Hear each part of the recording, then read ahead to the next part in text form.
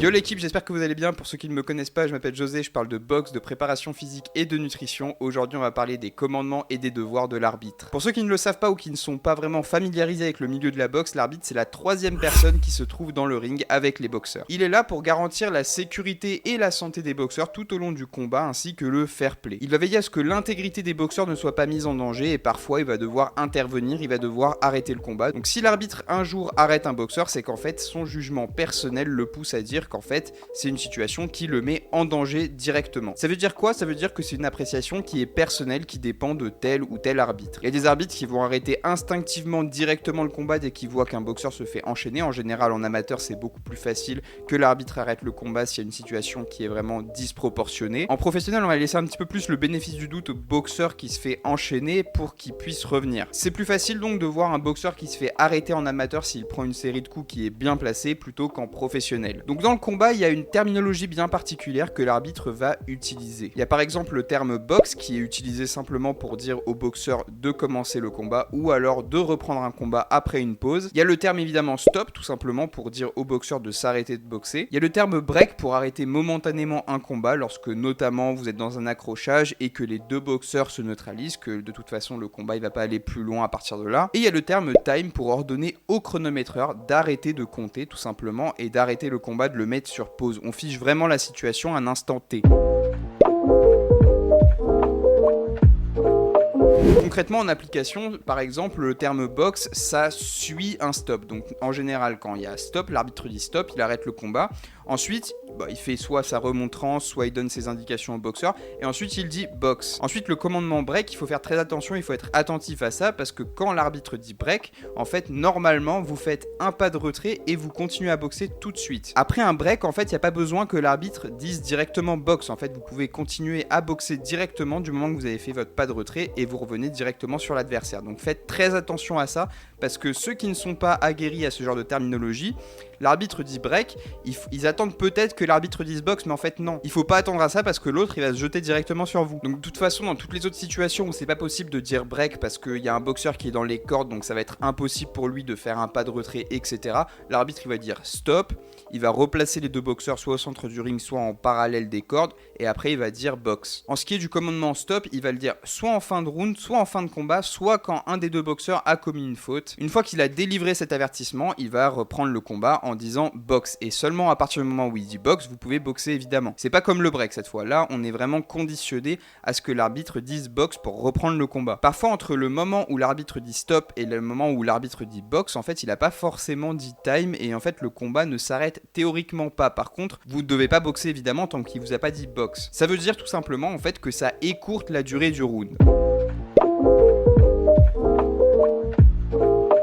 Donc le knockdown en fait c'est simplement la procédure quand le boxeur est considéré comme étant à terre. Un boxeur qui est considéré à terre en fait c'est un boxeur qui touche le sol avec une partie de son corps quelle qu'elle soit, sauf évidemment ses pieds. Donc en boxe professionnelle il y a la théorie des 3 points de contact, donc s'il y a un gant qui vient toucher le sol par exemple, on a les 2 pieds qui touchent le sol et le gant qui touche le sol, donc c'est considéré comme un knockdown. On a aussi le cas où le boxeur est dans les cordes, il est assis dans les cordes et il reçoit des enchaînements de coups, donc là il est complètement sans défense et il est complètement à la merci des coups de l'adversaire, donc là aussi c'est considéré comme un knockdown, il est compté logiquement. Ou on a aussi le cas qui est particulier quand même du boxeur en fait qui tombe du ring ou qui est en dehors des cordes, donc là évidemment on va prononcer le knockdown, on va commencer à compter. Et si un boxeur tombe littéralement du ring, il doit revenir de lui-même dans le ring. Donc en ce qui concerne la procédure de knockdown, en fait dès que l'adversaire juge qu'il y a knockdown, il dit stop, il commence par prononcer le mot stop, ce qui arrête forcément évidemment directement le combat. L'adversaire doit rejoindre directement le coin neutre, donc c'est le coin blanc, et pendant ce temps-là, en fait, l'arbitre va compter. Si au bout du compte de 10, il voit que le boxeur qui est touché simplement n'arrive pas à répondre, par exemple, à des choses simples, comme par exemple à avancer, à reculer, à aller vers la gauche, vers la droite, à monter les gants, il va dire que le boxeur est out. Donc à partir de là, le combat est arrêté.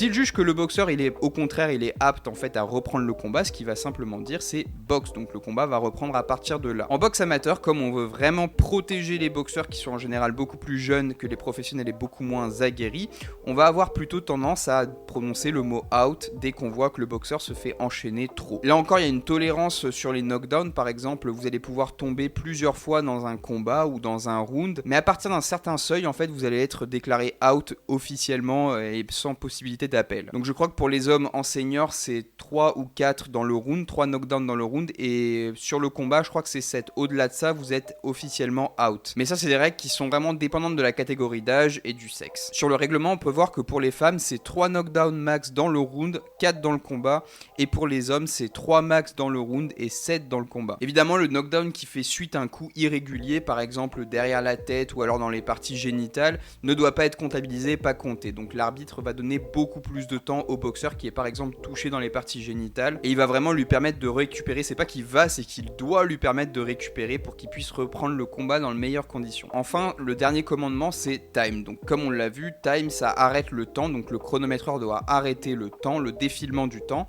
et en fait ce défilement du temps va reprendre que quand l'arbitre va dire box, il va donner le commandement box, donc le combat reprend et le temps aussi défile. Donc l'arbitre il va demander l'arrêt du temps en fait souvent quand il y a par exemple un coup bas, quand il y a une perte de connaissance, ou alors si un boxeur vient à tomber directement du ring. Mais ça peut être aussi des cas extrêmement courants comme par exemple, je sais pas moi, un gant qui se défait, si c'est un gant à lacet avec le bandage etc. Des fois il peut arriver que le scotch parte, que le lacet se défasse etc. Bon c'est rare quand même que le lacet se défasse hein, mais ça peut peut-être arriver. Ou alors le lacet des chaussures, des choses comme ça, le protège-dents, tout ça. Il peut aussi dire time s'il veut faire intervenir un médecin, donc par exemple s'il y a une hémorragie, s'il y a une ouverture, s'il y a une ouverture au niveau de l'arcade, etc., etc., etc. Donc pendant le time, en fait, le boxeur qui n'est pas, entre guillemets, victime d'un problème technique, doit se rendre dans le coin neutre et doit regarder l'arbitre et attendre qu'il dise box pour reprendre le combat, évidemment. Il va les replacer dans la position de boxe et le combat va pouvoir reprendre à partir de là. Donc voilà, c'est déjà la fin de cette vidéo, j'espère que vous avez tout compris sur les commandements et les devoirs de l'arbitre, c'est tout dans le code sportif. Je vous fais un petit résumé, mais ça fait toujours du bien d'avoir un petit rafraîchissement de mémoire, vous inquiétez pas, il y a beaucoup de règles,